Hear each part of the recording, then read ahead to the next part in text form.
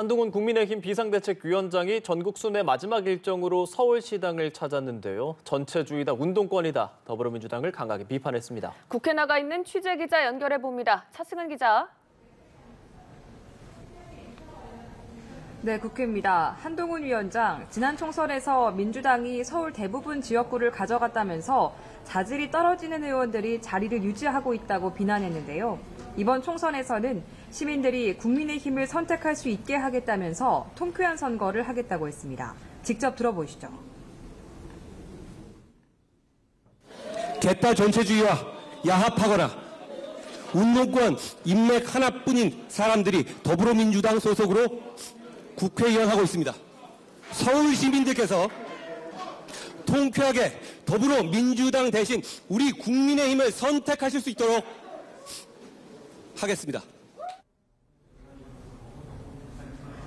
특히 신년인사회가 열린 곳인 마포구의 현역 의원인 민주당 정청래 의원을 직접 거론하면서 이재명 사당으로 변질된 민주당을 상징하는 얼굴이라고 직격했는데요.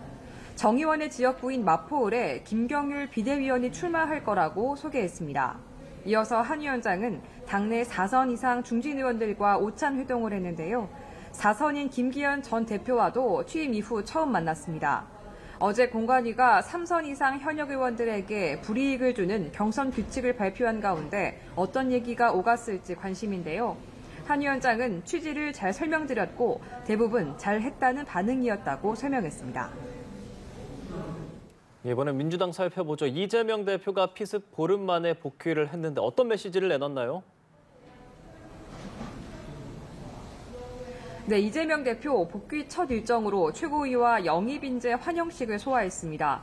복귀 첫 일정은 당의 단결과 통합이었는데요. 이낙연 전 대표와 비명계 의원 3명의 탈당도 처음으로 언급했습니다.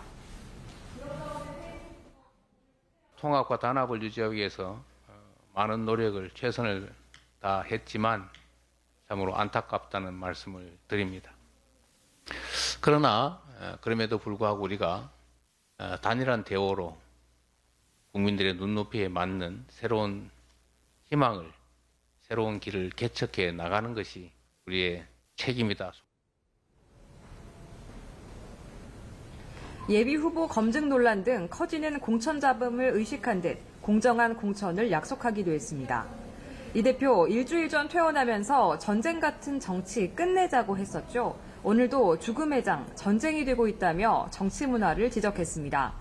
국민의 삶도 비슷한 상황이라면서 정부 여당에 대한 비판을 이어갔는데요. 권력을 국민에게 함부로 휘둘러 민주주의가 위기를 겪고 있다며 비정상의 나라로 후퇴하고 있다고 지적했습니다. 이 대표는 법, 펜, 칼로도 죽이려 하지만 결코 죽지 않는다며 총선 승리 의지를 밝히기도 했습니다. 지금까지 국회에서 전해드렸습니다.